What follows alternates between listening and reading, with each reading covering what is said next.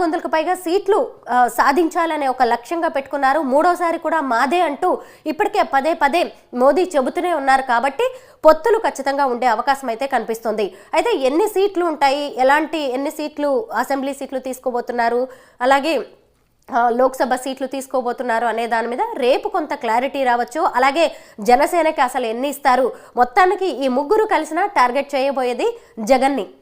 ఇప్పుడు ప్రస్తుతం ఆంధ్రప్రదేశ్ ముఖ్యమంత్రిగా ఉన్న జగన్ తాను మాత్రం ఎప్పుడు సింగిల్గా వెళ్ళడానికే ఆయన ఎక్కువగా ఆసక్తి చూపిస్తూ ఉంటారు. తన మీద తాను నమ్ముతూ ఉంటారు. ప్రజల ఓటు బ్యాంక్నే ఎక్కువగా నమ్ముతూ ఉంటారు.